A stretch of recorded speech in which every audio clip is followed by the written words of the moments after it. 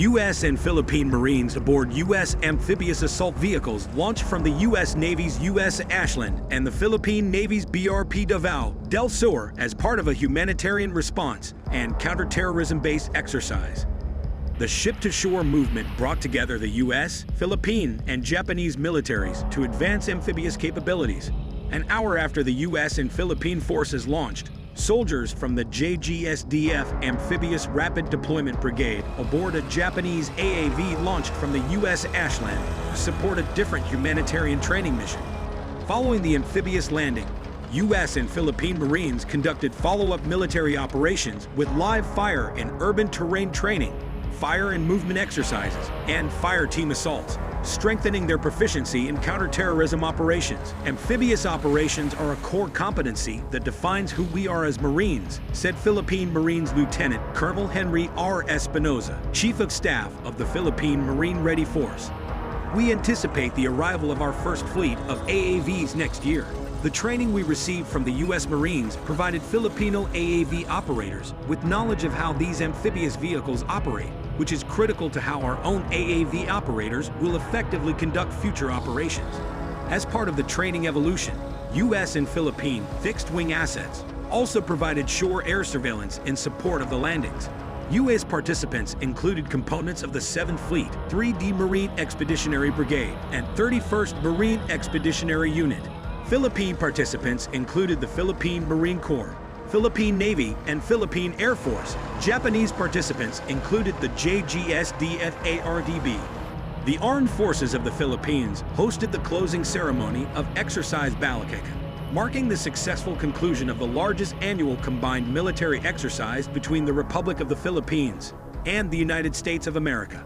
Over the past 3 weeks, Filipino, American, Australian, and French service members trained shoulder to shoulder at locations throughout the Philippines to increase proficiency in maritime security, amphibious operations, combined arms, aviation operations, and information and cyberspace operations. It's no coincidence that as democratic nations, the values we share are enshrined in our respective national anthems, said U.S. Marine Lieutenant Gen. Michael Cedar-Holm, U.S. Exercise Joint Task Force Commander. Those anthems talk about heroes, those that are brave, about defending freedom and defending our respective shores from external attackers.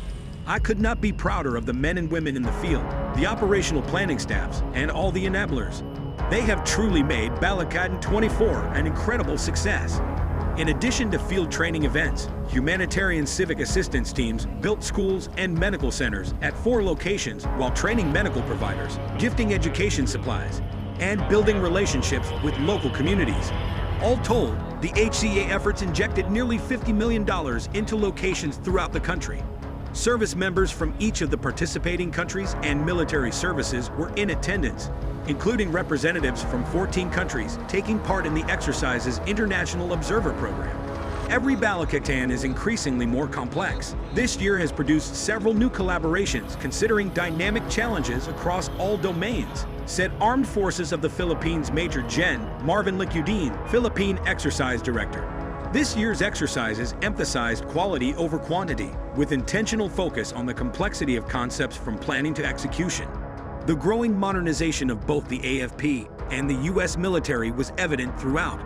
Balikatan prepared the combined forces for potential contingencies and disasters, and increased each country's ability to work together to protect Philippine sovereignty and preserve a free and open Indo-Pacific region. Exercise Balikatan stands as proof of our collective commitment to enhancing interoperability in support of long-term prosperity, not only for participating nations, but for the world, said Honorable Mary Kay Laws Carlson, U.S. Ambassador to the Philippines.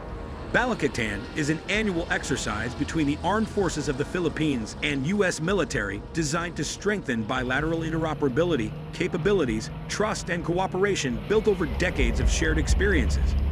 This year's exercise marks the 39th iteration of the annual event, showcasing the ironclad alliance and enduring friendship between the two nations. Approximately 16,000 Philippine and U.S. military personnel are participating. Joint forces from the Armed Forces of the Philippines and the U.S. military practiced defending the coastline today during a live-fire landing exercise, Balikatan. By focusing fire on floating targets offshore and mock enemy targets along the coast, Marines and soldiers from both countries improved their ability to defend Philippine interests in their territorial waters and exclusive economic zone.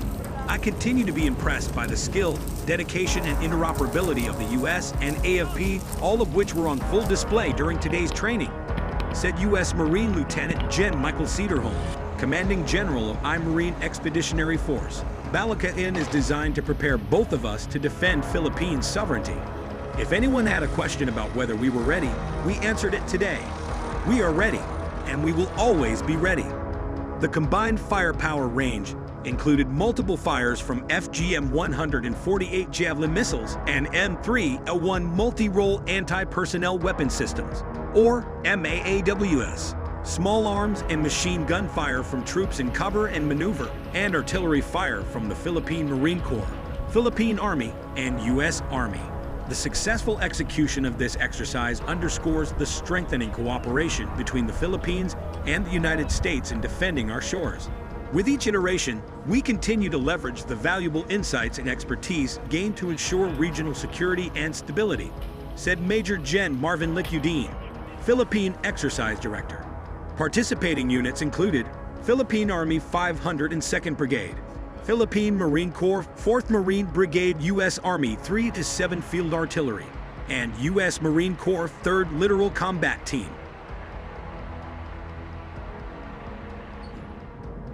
The deployment of the vehicles occurred during Exercise Balikatan 24, which involves U.S. training with the Philippine military that is intended to build partnerships and counter Chinese influence in the region.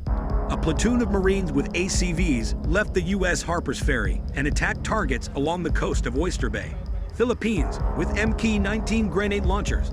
After completing the attack, the ACVs returned to Harpers Ferry.